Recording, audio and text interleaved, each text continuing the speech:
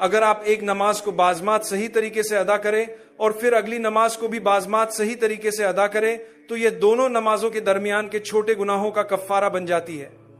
نبی کریم صلی اللہ علیہ وسلم نے فرمایا کہ کسی برے عمل کے بعد اچھا عمل کرو تاکہ وہ برائی مٹ جائے۔ کچھ لوگ اس بات کو غلط سمجھتے ہیں، وہ سوچتے ہیں کہ آپ کسی کو قتل کر دیں پھر حج کر لیں، یا کسی کا مال چوری کر لیں اور پھر حج کر لیں تو سب گناہ معاف ہو جائیں گے۔ نہیں، حدیث کا یہ مطلب نہیں ہے۔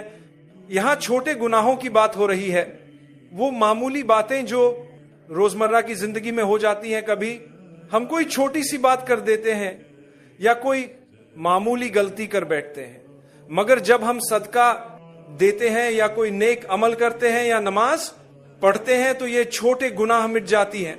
رہی بات بڑے گناہوں کی تو ان کے لیے توبہ ضروری ہے۔ توبہ کا مطلب ہے کہ آپ گناہ کا اعتراف کریں، اس پر شرمندہ ہو، اللہ سے معافی مانگے اور پکا عہد کریں کہ دوبارہ یہ گناہ نہیں کریں گے۔ یہ بڑے گناہوں کے لیے شرط ہے۔ اب نماز کی طرف واپس آتے ہیں۔ جب ہم اللہ کے گھر میں داخل ہوتے ہیں تو سوال یہ ہے کہ آپ واقعی محسوس کرتے ہیں کہ یہ اللہ کا گھر ہے؟ سوچیں، اگر آپ کسی بڑے تاجر، شہزادے، بادشاہ یا امیر کے گھر میں داخل ہو تو آپ کی کیفیت کیا ہوگی؟ آپ سوچیں گے یہاں کیمرے لگے ہوں گے، حفاظتی انتظامات ہوں گے، مجھے اپنا انداز بہتر رکھنا ہے، خوشبو لگانی ہے، اچھا اور صاف لباس پہننا ہے تاکہ اچھا تاثر پڑے۔ اللہ تعالیٰ قرآن میں فرماتے ہیں، اے آدم کی اولاد، جب تم مسجد میں آؤ تو اپنی زینت سے آؤ، یعنی جب اللہ سے جڑنے کے لیے نماز پڑھنے آؤ تو صاف ستھرا لباس پہنو، خوشبو لگاؤ، اچھے نظر آؤ اور طہارت یعنی پاکیزگی کی حالت میں رہو۔ آپ وضو کے بنا نماز نہیں پڑھ سکتے، آپ کو وضو کرنا ضروری ہے۔ جب آپ اللہ کے گھر میں داخل ہو تو خود سے پوچھیں، کیا میں سکون محسوس کر رہا ہوں؟ کیا مجھے یہ لگ رہا ہے کہ میں ایک خوبصورت جگہ میں داخل ہوا ہوں؟ میں نے کچھ غیر مسلموں سے ملاقات کی ہے جو مسجدوں میں آئے۔ آج کل مغربی دنیا میں اوپن ڈے کا رواج ہے۔ جب ہم غیر مسلموں کو مسجد دیکھنے اور اسلام کے بارے میں جاننے کا موقع دیتے ہیں، وہ آتے ہیں اور بعض نے مجھ سے کہا کہ ہم گواہی دیتے ہیں۔ جیسے ہی ہم نے کار موڑی اور اللہ کے گھر کو دیکھا، ہمیں دل میں سکون سا محسوس ہوا۔ حیرت کی بات ہے کہ ایک غیر مسلم آپ کو بتا رہا ہے کہ جب میں مسجد میں داخل ہوا تو عجیب سا سکون محسوس ہوا۔ کچھ لوگ پوچھتے ہیں کہ غیر مسلم کو مسجد میں یہ سکون کیسے محسوس ہو سکتا ہے، لیکن یہ عام سی بات ہے، وہ بھی انسان ہے۔ اگر نیت صاف ہو اور دل سچا ہو تو وہ بھی اللہ کے گھر میں روحانیت محسوس کریں گے۔ اگر غیر مسلم ہمیں بتا رہے ہیں کہ ہم اللہ کے گھر میں ایک پرسکون ماحول محسوس کرتے ہیں، تو پھر ہم مسلمان کبھی کبھی مسجد میں یہ سکون کیوں نہیں پاتے؟ کیوں کبھی ہمارے اپنے بچے اور نسلیں مسجد سے دور ہو جاتی ہیں؟ شاید ہماری نیت درست کرنے کی ضرورت ہے۔ آئیے میں آپ کو ایک مشہور حدیث کے پہلے حصے کی طرف لے چلتا ہوں جسے ہم میں سے بہت سے لوگ زبانی جانتے ہوں گے۔ یہ وہ حدیث ہے جب نبی کریم صلی اللہ علیہ وسلم حضرت معاذ بن جبل رضی اللہ عنہ کو یمن بھیج رہے تھے۔ آپ صلی اللہ علیہ وسلم نے فرمایا، تم کچھ ایسے لوگوں کے پاس جاؤ گے جو اہل کتاب ہیں، تو سب سے پہلی بات جس کی طرف انہیں بلانا ہے وہ یہ ہے کہ وہ صرف اللہ کی عبادت کریں اخلاص کے ساتھ، اور محمد صلی اللہ علیہ وسلم کو اللہ کا آخری نبی مانے۔ اس میں لازمی طور پر پہلے انبیاء پر ایمان لانا، پچھلی کتابوں پر ایمان لانا، اور یہ سمجھنا شامل ہے کہ محمد صلی اللہ علیہ وسلم اللہ کے رسول ہیں اور اس پر ایمان لانا۔ پھر نبی کریم صلی اللہ علیہ وسلم نے فرمایا، اگر وہ اس کو مان لے تو انہیں بتاؤ کہ اللہ نے ان پر دن اور رات میں 5 نمازیں فرض کی ہیں۔ یہاں میں رکنا چاہوں گا کیونکہ جب ہم اللہ کے گھر میں سکون نہیں پاتے یا نماز سے دل کا چین حاصل نہیں ہوتا تو اس کا مطلب ہے کہ ہماری شہادت میں کچھ کمی ہے۔ کیوں؟ کیونکہ پہلا قدم یہ ہے کہ شہادت کو قبول کیا جائے اور سمجھا جائے کہ اللہ کے سوا کوئی عبادت کے لائق نہیں، اور محمد صلی اللہ علیہ وسلم اللہ کے رسول ہیں۔ جب آپ صرف اللہ کی عبادت کرتے ہیں اور شرک سے بچتے ہیں تو آپ اپنے خالق سے براہ راست تعلق قائم کرتے ہیں اور مضبوط یقین رکھتے ہیں کہ محمد صلی اللہ علیہ وسلم کو ہمیں یہ سکھانے کے لیے بھیجا گیا کہ اللہ کی عبادت کیسے کرنی ہے, ہم کیوں پیدا کیے گئے ہیں, اور ہمیں جنت کی طرف کیسے لے جانا ہے. آپ یقین رکھتے ہیں کہ وہ آخری نبی ہیں اور ان کا پیغام مکمل ہے, تبھی آپ نماز سے فائدہ اٹھا سکتے ہیں. لیکن جب ہم بدعت میں مبتلا ہو تو نماز سے فائدہ کیسے اٹھا سکتے ہیں؟ ہم مسجد آتے ہیں مگر دل وہی نہیں ہوتا. جب ہم شرک میں, چاہے وہ معمولی ہی کیوں نہ ہو, مبتلا ہو جو ایک بڑا گناہ ہے, تو نماز سے فائدہ کیسے ملے گا؟ ہمیں یہ بوجھ محسوس ہوگا اور ہم اللہ سے تعلق نہیں بنا پائیں گے. آج دنیا بھر میں لوگ سکون تلاش کر رہے ہیں, دل کا اطمینان ڈھونڈ رہے ہیں. کیا آپ جانتے ہیں کہ نبی کریم صلی اللہ علیہ وسلم کس چیز کا ذکر کیا کرتے تھے؟ آپ صلی اللہ علیہ وسلم فرماتے, اے بلال اس سے ہمیں راحت پہنچاؤ. کس سے؟ اذان سے. جاؤ اور اذان دو تاکہ ہم اس کی راحت پائیں.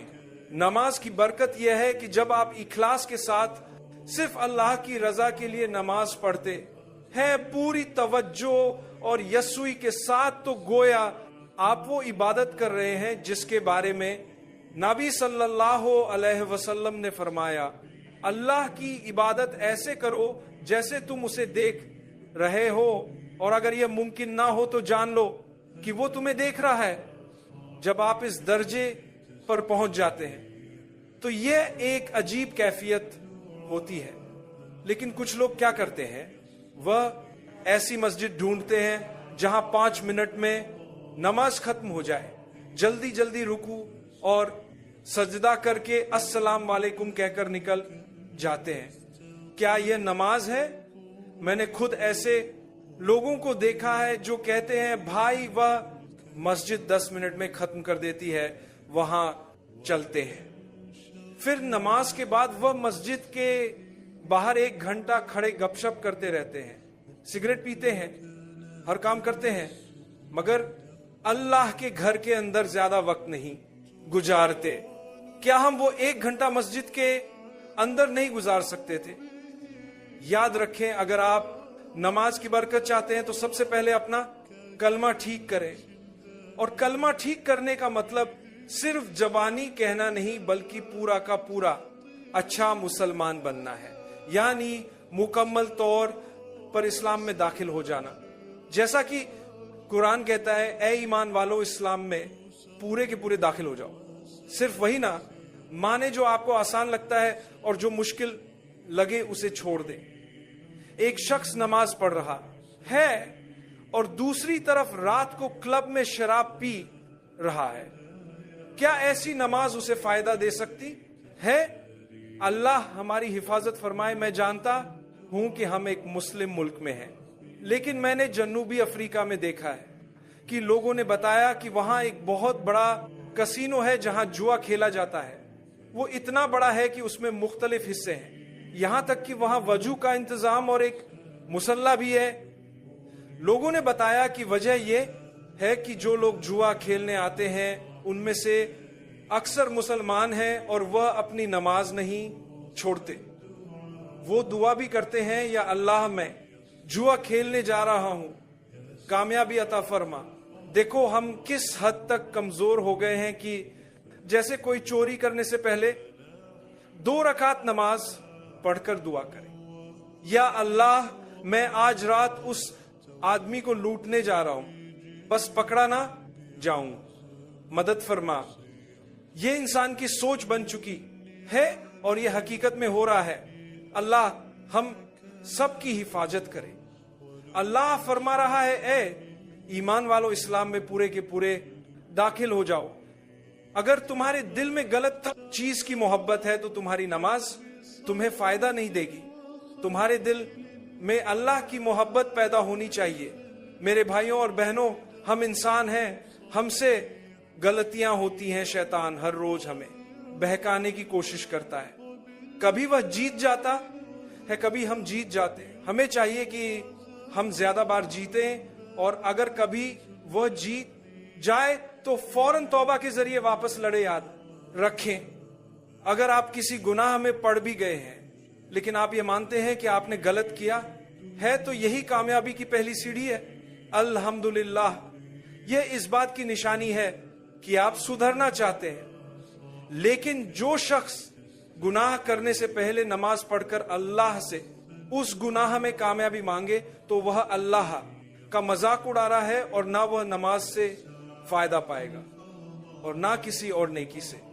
پہلے اسے اللہ سے اپنا رشتہ مضبوط کرنا ہوگا. مثال کے طور پر اللہ ہم سب کی حفاظت فرمائے. کچھ غیر مسلم رمضان میں روزہ رکھتے ہیں. آپ نے دیکھا ہوگا شاید اس ملک میں بھی کچھ غیر مسلم رمضان میں روزہ رکھتے ہیں. ان کے لیے خوشخبری یہ ہے کہ وہ روزے کے طبی فوائد حاصل کر لیں گے. صحت بہتر ہو سکتی ہے. وہ کچھ حد تک سکون محسوس کریں گے. شاید دل کو کچھ اطمینان مل جائے. لیکن یہ سب دنیا سے جڑا ہوا فائدہ ہے. لیکن کیا وہ آخرت کا اجر حاصل کریں گے؟ کیا وہ اس گہرے نام تک پہنچ سکیں گے؟ جواب یہ ہے کہ نہیں. جب تک وہ ایمان نہ لائیں، دین کو سمجھے اور پھر دوبارہ کوشش کریں. یہ بالکل ایسے ہے جیسے کوئی غیر مسلم مسجد میں داخل ہو. وہ عارضی طور پر اللہ کے گھر کی سکونت محسوس کرے گا. لیکن اگر وہ نماز پڑھے تو نماز کی قبولیت کی شرط یہ ہے کہ آپ مسلمان ہو تو وہ لمحاتی طور پر خوشی اور اطمینان محسوس کرے گا، مگر گہری برکت حاصل نہیں ہوگی کیونکہ اس کے پاس ایمان اور اللہ تعالیٰ پر یقین نہیں ہے. یہی بات مسلمان پر بھی لاگو ہوتی ہے. جب ہمارے دل میں اسلام ہے اور ہم ایمان لاتے ہیں لیکن صرف زبان سے کہتے ہیں، دل سے پرواہ نہیں کرتے. جنا کرنا ہو تو کر لیا حرام، کھانا ہو تو کھا لیا، دھوکہ دینا، فریب کرنا سب ہو گیا. اور پھر ہم کہتے ہیں کہ اللہ اکبر، سبحان اللہ، میری فرض نمازیں تو ادا ہو گئی ہیں لیکن کیا دل میں باقی گناہوں کو چھوڑنے کی سچی کوشش نہ ہونے پر نماز کی بڑی برکتیں حاصل ہوں گی؟ نہیں. اسی لیے آج میں یہ اہم نقطہ بیان کرنا چاہتا ہوں کہ اگر آپ چاہتے ہیں کہ نماز کی برکتیں آپ کی زندگی میں محسوس ہو تو دل کو پاک کریں. اپنے دل میں یہ ارادہ پیدا کریں کہ یا اللہ جو غلط میں کر رہا ہوں مجھے اسے چھوڑنے کی توفیق دے، جو برائی میں کر رہا ہوں مجھے پہچاننے کی صلاحیت دے.